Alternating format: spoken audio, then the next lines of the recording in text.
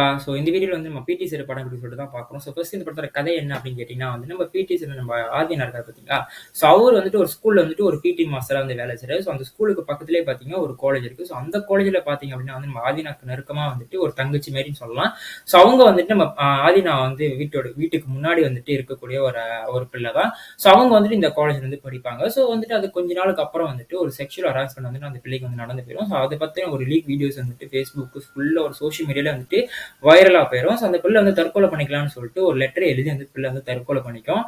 அந்த லெட்டர்ல என்ன இருக்கு? அந்த லெட்டர்ல யாரெல்லாம் இதுக்கு சம்மந்தப்பட்டிருக்காங்கன்னு சொல்லிட்டு கண்டுபிடிக்க போறாரு நம்ம ஆதினா. ஆதினா அதெல்லாம் கண்டுபிடிக்கும் போது அவருக்கு என்னென்ன விஷயம் தெரிய வருது.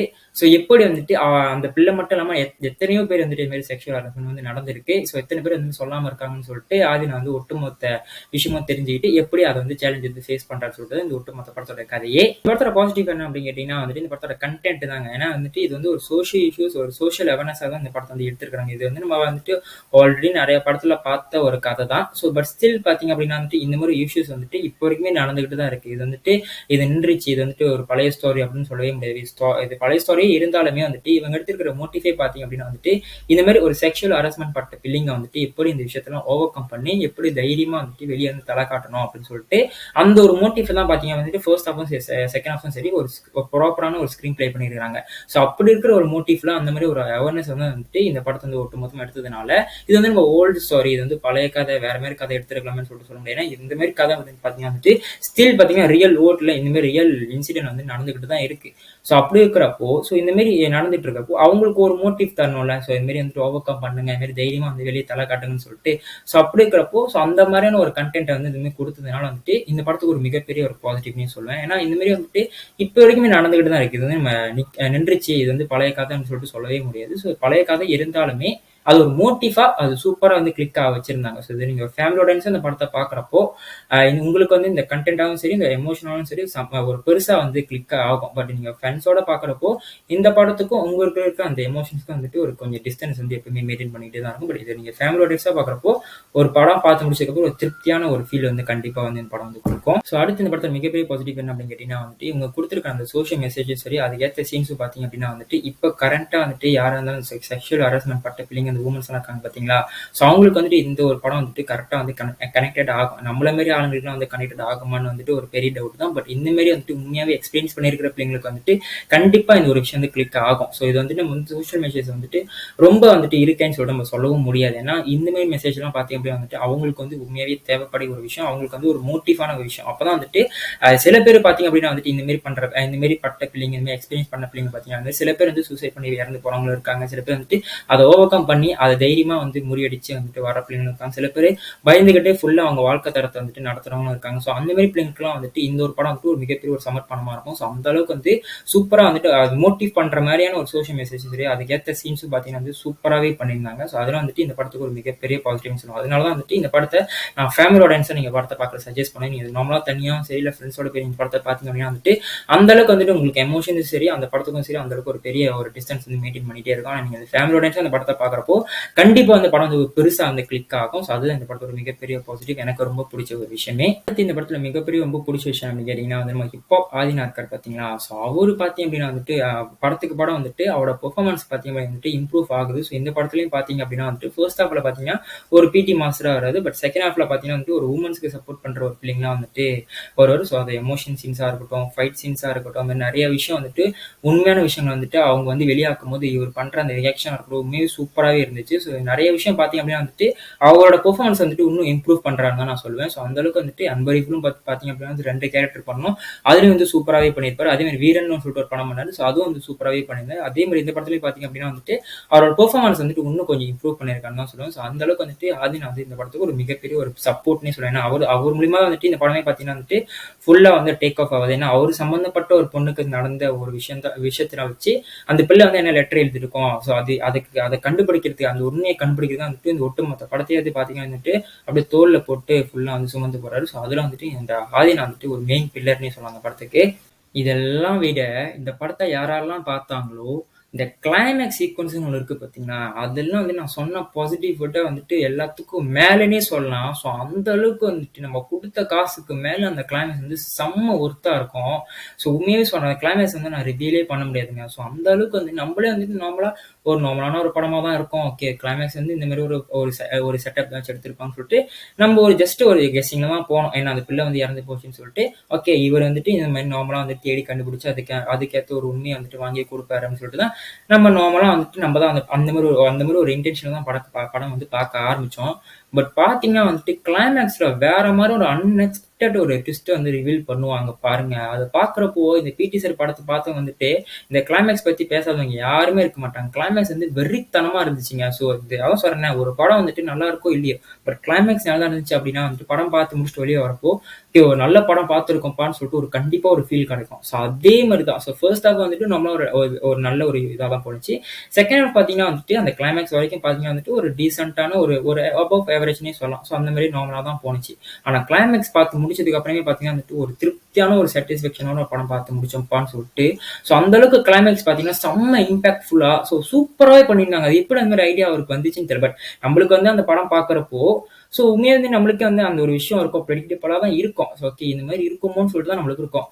ஸோ அது வந்து ரிவீல் பண்ற விஷயம் இருக்கு பார்த்தீங்களா? அதுக்கேத்த பேக்ரவுண்ட் ஸ்கோரும் சரி, அதுக்கேத்த அந்த ஒரு இன்ட்ரோவும் சரி, அந்த கிளைமேக்ஸ்ல சூப்பராவே பண்ணியிருந்தாங்க. அதெல்லாம் வந்து எப்படி அது அது எந்த அளவுக்கு வந்து மேட்ச் பண்ணியிருந்தாங்கன்னு சொல்லிட்டு எனக்கு சத்தியமா தெரியல. ஸோ அந்த அளவுக்கு வந்து சூப்பரா பண்ணியிருந்தாங்க. பட் அந்த சீன் கொஞ்சம் முன்னுக்கு வரப்போ நம்மளுக்கு வந்து ப்ரெடிக்டபிளா இருந்துச்சு. ஓகே இது மாரி இருக்குமோன்னு சொல்லிட்டு அந்த ஒரு விஷயம் வந்து நம்மளுக்கு தோணும்.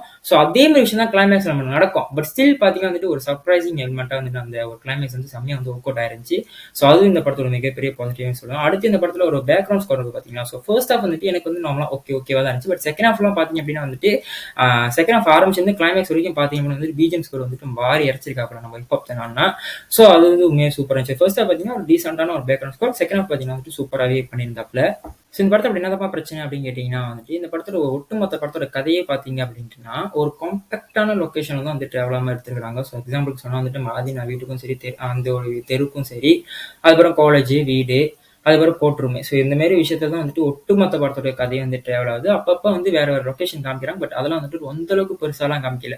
கொஞ்சம் லொக்கேஷன் தான் காமிப்பாங்க. பட் மெஜாரிட்டி பார்த்தீங்க அப்படின்னா வந்து நான் சொன்ன இந்த இடத்த தான் வந்துட்டு முழுக்க முழுக்க கதை வந்து டிராவல் பண்றாங்க. ஸோ அதனாலே பார்த்தீங்க வந்துட்டு அந்த கதையோட டிராவல் பார்த்தீங்க அப்படின்னா வந்து லொக்கேஷன் பார்த்தீங்கன்னா நமக்கு வந்து ஒரு இன்ட்ரெஸ்டிங் ஃபேக்டர் வந்து குறைஞ்சிருது. ஏன்னா ஸோ நிறைய லொக்கேஷன் வந்துட்டு இந்த கதை வந்து டிராவல் ஆனால் தான் நம்மளுக்கு வந்து ஓகே பார்க்கறதுக்கு ஒரு இன்ட்ரெஸ்டிங்கா இருக்கும். இங்க எங்கேயோ போகுது கதை அப்படின்னு சொல்லிட்டு.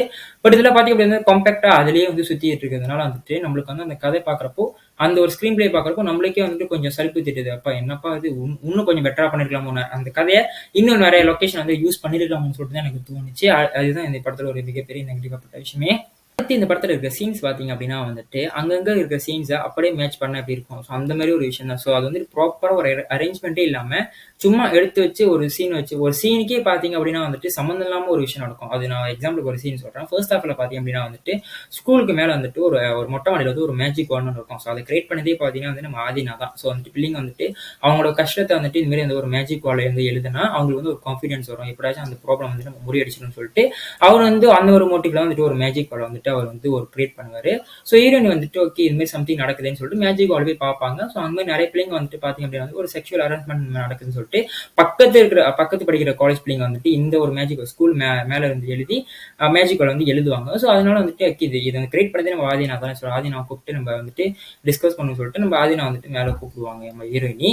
ஸோ ஆதினா வந்துட்டு இது மாதிரி வந்து சொல்லுவாங்க, இல்ல இதெல்லாம் வந்துட்டு நார்மலா வந்துட்டு அவங்க கான்ஃபிடன்ஸ்க்கு வந்து எழுதியிருக்காங்க. ஸோ இந்த மாதிரி பிள்ளைங்க வந்து அடிச்சிட்டாங்க, அவங்க இது கூட வந்து எழுதலாம்னு சொல்லிட்டு அது மாதிரி ஒரு சீரியஸான ஒரு விஷயம் வந்துட்டு அவங்க டிஸ்கஸ் பண்ணிட்டு இருக்கும்போது மேஜிக் வார்டு வந்துட்டு மறுபடியும் வந்து நான் பார்க்குறப்போ வந்துட்டு நம்ம ஹீரோயின் வந்து வேற லவ் பண்றாங்கன்னு சொல்லிட்டு ஒரு காமெடியான ஒரு ஒரு ஒரு ஒரு தேவையே இல்லாத ஒரு காமெடி சீன்ஸ் வந்து நடக்கும். மாதிரி நிறைய சீன்ஸ் பார்த்தீங்க அப்படின்னா வந்துட்டு அங்கங்க இருக்கிற சீன்ஸை அப்படியே மேட்ச் பண்ண மாதிரி ஒரு விஷயம் இருந்துச்சு. அது வந்து இன்னும் கொஞ்சம் பெட்டரா பண்ணிருக்காங்க. ஏன்னா ஒரு சீரியஸா ஒரு சீன்ஸை அது இன்னும் கொஞ்சம் அது நல்லா பண்ணியிருந்தா அது இன்னும் நல்லா வந்திருக்கும் ஸ்க்ரீன் பிளே. பட் இதுல பார்த்தீங்க அப்படின்னா வந்துட்டு நல்லா ஒரு சீன்ஸை பார்த்தீங்க அப்படின்னா வந்துட்டு காமெடி பண்ணி விட்டுறாங்க. அது எண்ட் ஆஃப் த சீன்ஸை பார்த்தீங்க அப்படின்னா காமெடி பண்ணி விட்டுறாங்க. ஸோ ப்ராப்பரா வந்து ஃபினிஷ் பண்ணாம விட்டுறாங்க அந்த ஒரு சீரியஸ்னஸை.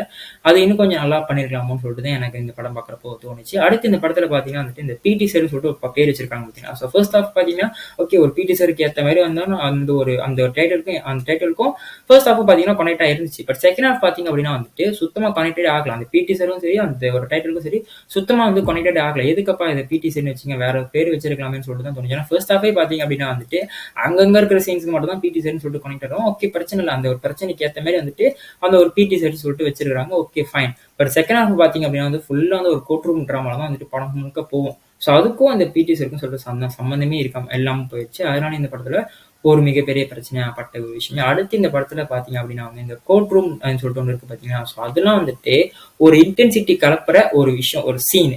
ஸோ அதெல்லாம் வந்து கோர்ட் ரூம் பாக்குறப்போ நம்மளுக்கே வந்துட்டு அடுத்து என்ன நடக்கும் சொல்லிட்டு அவங்க வாதாடுற விஷயமா இருக்கட்டும், அவங்க ஆர்குமெண்ட் பண்ற விஷயமே பாத்தீங்க அப்படின்னா வந்துட்டு நம்மளுக்கே ஓகே அடுத்து என்ன நடக்கும், அடுத்து வந்து இவங்க எப்படி டேக்கிள் பண்ண போறாங்க, அடுத்து இவங்க வந்து எப்படி டேக்கிள் பண்ண போறாங்க, எப்படி இதெல்லாம் பாயிண்ட் வந்து எவிடன்ஸ் வந்து சப்மிட் பண்ண போறாங்க சொல்லிட்டு நம்மளுக்கே அந்த ஒரு இன்டென்சிட்டி வந்து நம்ம வந்து நம்மளுக்கே வந்து ஆட்டோமேட்டிக்கா நம்ம மனசுக்கு வந்து கிளம்பும். பட் இதுல பாத்தீங்க அப்படின்னா வந்து இந்த கோர்ட் ரூம் ட்ராமாலாம் அந்த அளவுக்கு ஒரு பெரிய இன்டென்சிட்டி வந்து சுத்தமா கொடுக்கவே இல்லை. ஸோ அந்த கோர்ட் ரூம் அந்த ஒரு விஷயத்தையே பாத்தீங்க அப்படின்னா வந்துட்டு மதிக்காத மாதிரி வந்து பண்ணியிருக்கிறாங்க. ஸோ அது எப்படின்னா ஒரு கோர்ட் ரூம்னா அதுக்கேற்ற ரெஸ்பெக்ட் இருக்கும். ஸோ தாழ்மையுடன் கேட்டுக்கொள்கிறேன்னு சொல்லிட்டு அந்த ஒரு விஷயம் இருக்கும். அதுவே பாத்தீங்க அப்படின்ட்டு வந்து ஆப்போசிட் ஒரு லாயர் வந்து சொல்ல மாட்டாங்க. ஓகே இதை நான் வந்து உங்ககிட்ட கேட்டுக்கிறேன்னு சொல்லிட்டு அவங்க நார்மலா சொல்லிட்டு போங்க. நம்ம வந்து ஏதோ பக்கத்து வீட்டுல இருந்து பேசுற மாதிரி வந்துட்டு அவங்க கிட்ட கேட்டுக்கிறேன்னு சொல்லிட்டு அவங்க பாட்டுக்கு நார்மலா போவாங்க. ஸோ அந்த மாதிரி ஒரு ரெஸ்பெக்ட், ஸோ அந்த கோர்ட் ரூம் அந்த ஒரு ஃபீலே நம்மளுக்கு சுத்தமா வந்து கிடைக்கவே மாட்டேங்குது.